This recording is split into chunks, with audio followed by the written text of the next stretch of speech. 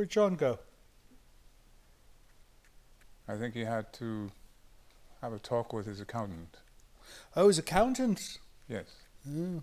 You know, I need an accountant that works this late as well. Right? Anyways, we got Tangela. Welcome back to the show. Creature Features, we are watching The Night Stalker. Stalker instead of Stocker. And John Stanley is our guest tonight, but he stepped away to speak to his accountant. It must be important. It's a discreet way of saying go to the loo. Why don't you just say go to the loo? You just broadcast it on television. You made me do it. No, I did not. You could have said he was talking to his accountant. I did. Anyways, we're going to do letters because we got a bunch of mail, right? Yes. Yes? Yes. Oh, and no packages, which will make things go quickly, perhaps. Lehigh Valley, Pennsylvania. Lehigh Valley, Pennsylvania. Are you sure? Yes. It says Long Pond, Pennsylvania. But it's Pokesmark Well, that's where his postal thing is. thing. You cannot assume. Oh, my goodness. What is this long? Oh, it's not that bad. All right, this is from Richard Ekstedt. Extent. Richard Ekstedt. And he goes, and he's in Long Pond, Pennsylvania. He says, hello, I want to say how much I enjoy the show and the amazing talents of the cast. Cast. There he goes with the cast again. That's how they're used to dealing with things. No, the people, do you call a newsman a cast? If you've got a news program, are they cast?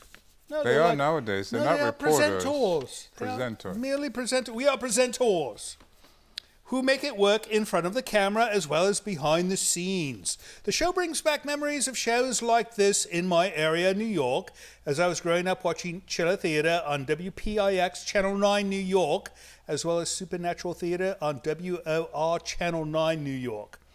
I would suggest some films for viewing. Chamber of Horrors, 1966, starring Patrick O'Neill, the original Jason, Cesar Denova, and a bunch of other people. Devils of Darkness, 1965, starring William Sylvester.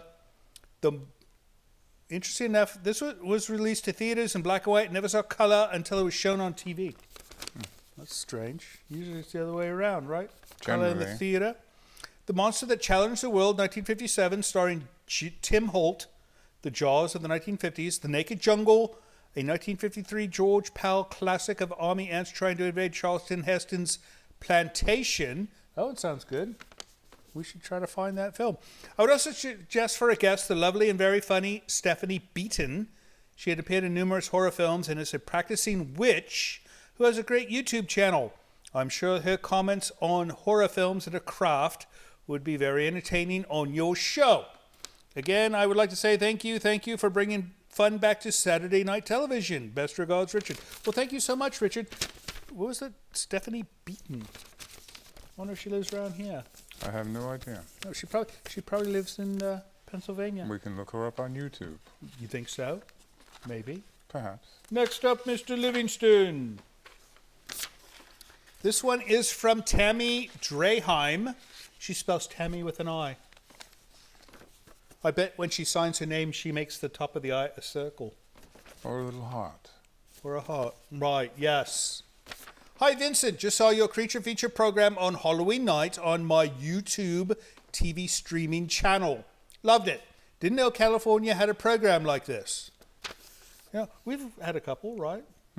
Maybe. I've seen Elvira, Svengoolie, and Mystery Science Theater, but you, Livingston and Tangela, crack me up.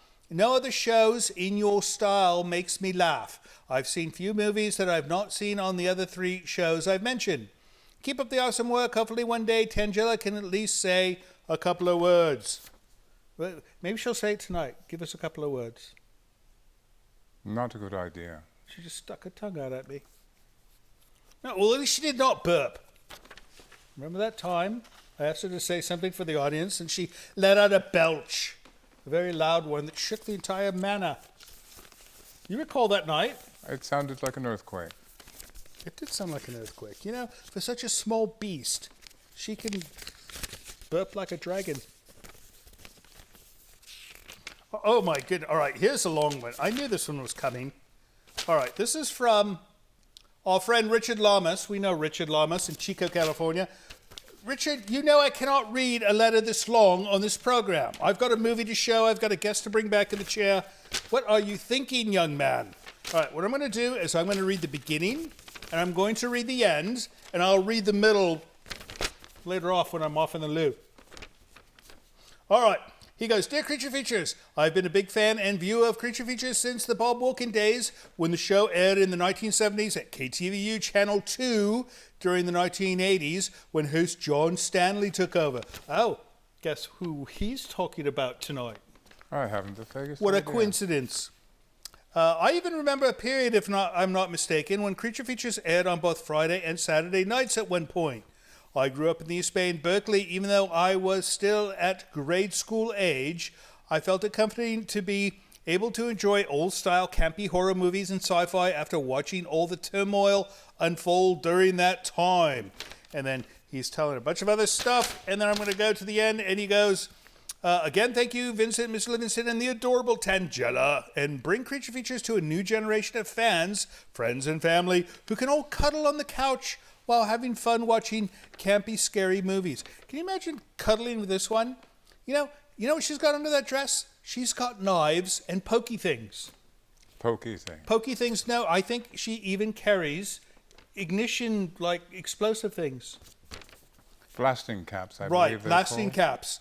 About the industry and interesting behind-the-scenes events that transpire that have brought many of our favorite legendary horror sci-fi movies to life. Hope to see you at the next CreatureCon or like event in the Bay Area soon. If I may ask, could you please send me an 8x10 glossy autographed picture of your trio? You know, I thought we already sent you one of these, Richard. You know, Richard's an old friend of ours. He's been watching a long time. I will send that to you, Richard, because you're an old friend. I'm looking forward to a nice, fun summer watching Creature Features episodes. I hope you show the giant Gila monster or even Attack of the 50-Foot Woman. Again, your show. Those are two of my favorites. Keep up the good work, cast and crew. When did he send this? October 22nd, so that's recently, but he's talking about summer. I think you're confused, Richard, but we love you anyways. Anything else? That would be it. That's it? Yes. Three mails? 4. No, there's got to be more. Oh, you missed one. She went through it. You missed one. Oh, there we are. Look at this. Somebody almost got cheated by Mr. Livingston. Kathy O'Brien. Oh, dear. You got something against Irish lasses? 1,000 apologies. 1,000 apologies, see? He's getting old. All right. Kathy O'Brien says, Hi, Vince Tangela and Mr. Livingston, but in particular, Vince. No wonder. He tried to abscond with your letter. Was catching up on old episodes on YouTube. During your intro to the movie Wavelength, you were waxing nostalgic for Jerry Anderson's UFO. That I was. You remember that? Yes. No, nobody in this country ever watched a UFO. I bring up UFO and they're like, well, what in God's name is that? It was like one of the most popular programs in Britain. Yes. You never saw it. You were in Germany. Was wondering if you were aware that there is a movie version of the TV series called Invasion UFO 1974. From everything I've been able to find, it's public domain.